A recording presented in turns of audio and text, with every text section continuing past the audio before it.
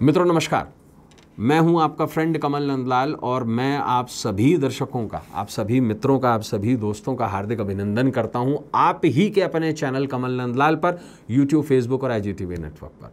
मित्रों, ये चैनल आपका है, आपके लिए है, आप ही इसका मूल कारण है, आप ही इसकी वजह है।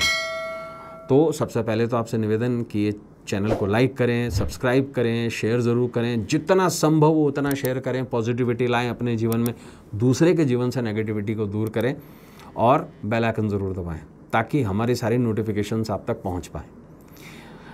बात आज करेंगे वास्तु विद कमल नंदलाल की। जी हाँ, वास्तु जो हमारे जीवन में तथास्तु भी करता है। और हम आज विषय लेकर आए, बहुत ही खास विषय। वास्तु के अनुसार किस दिशा में लगाएं मृत पूर्वजों के चित्र या उनकी तस्वीरें। आजकल लोग श्राद्ध मनाना, पूर्वजों के निमित्त तर्पण करना ये आडंबर मानते हैं। एक सवाल ऐसे ही लोगों से, क्या हम आसमान से टपके हैं? नहीं ना। हमें हमारा जन्म जो है हमारे माँ बाप ने दिया है। हम माँ की कोख से आए हैं, बाप के बीज से पैदा हुए हैं, है ना। तो हम ऑटोमेटिकली तो ऊपर से आए नहीं कि हमें लैंड करा दिया गया ऊपर से नीचे, नहीं।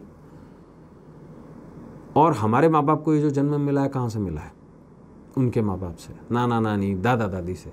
और नाना नानी और दादा दादी को जन्म कहाँ से मिला है? उनके भी माँ बाप से। तो ये वंशावली जो हमारे रक्त में बह रही है, ये जो शक्ल है ना, ये माँ बाप से मिलती है और माँ बाप की दादा दादी से मिलती है, नाना नानी से मिलती है, और ये वंशावली है। इसी पर आधारित है जेनेटिकल इंजीनियरिंग, यानी कि बायोटेक इंजीनियरिंग। ये वंश है, और वंश जो है वो पूर्वजों की वजह से है। इसी वजह से इसे वंशावली कहते हैं, फैमिली ट्री कहते हैं, है ना। तो पूर्वजों के चित्र अमूमन जो लोग धर्म को मानते हैं उन लोगों के लिए तो बड़े अहम हैं, ख़ास हैं, और वो लोग अपने घर में पूर्वजों के चित्र लगाते हैं। कहीं आप तो गलत दिशा में नहीं रखते पूर्वजों के चित्र या लटका देते हैं दीवार पर, अनर्थ हो सकता है, वास्तु ये कहता है। आइए इस बारे में ज़्यादा जानकारी लेते हैं।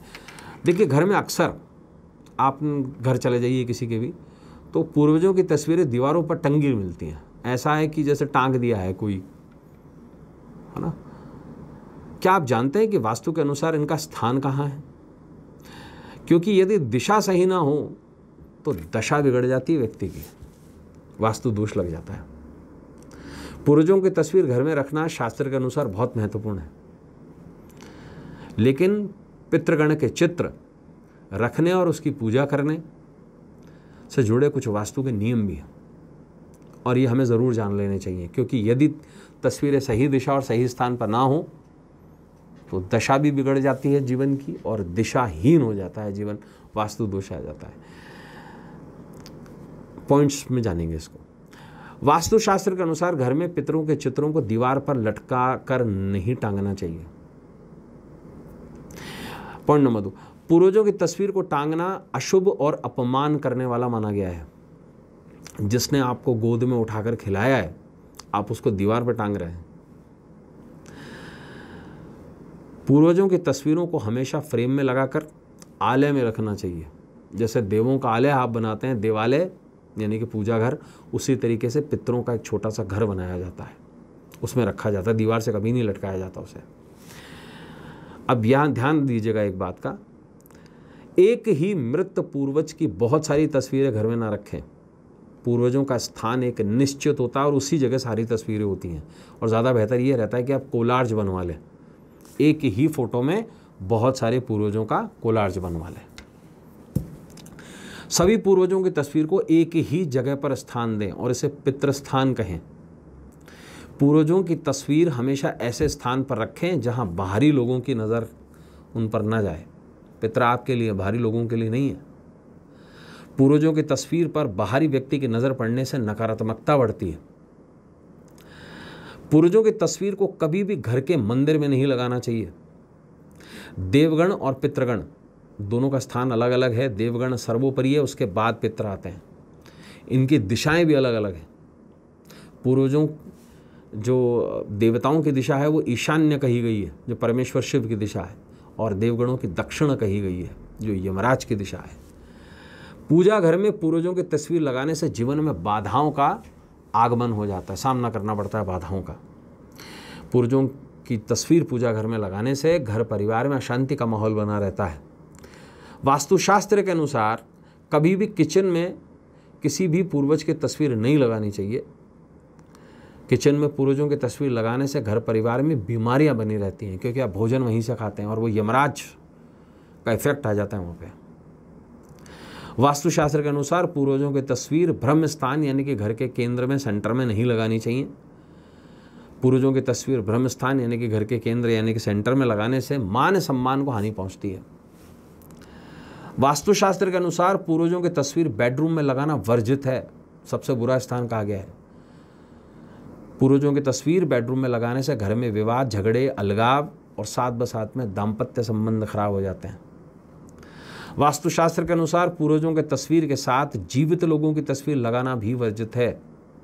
जैसे अगर किसी के फादर या दादाजी एक्सपायर हो गए और उसने फैमिली फ़ोटो के अंदर दादाजी के साथ की फ़ोटो लगा रखी है, पिताजी के साथ की लगा रखी है, तो बिल्कुल गलत है ये। पूर्वजों के तस्वीर के साथ जीवित लोगों की तस्वीर लगाने से जीवित लोगों की आयु कम हो जाती है, समझ लीजिएगा इस बात को।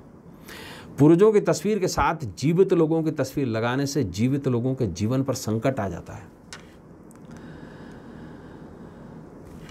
वास्तुशास्त्र ये भी कहता है कि यमराज और पूर्वजों की दिशा दक्षिण है और देवताओं की दिशा ईशान, पूर्व या उत्तर है।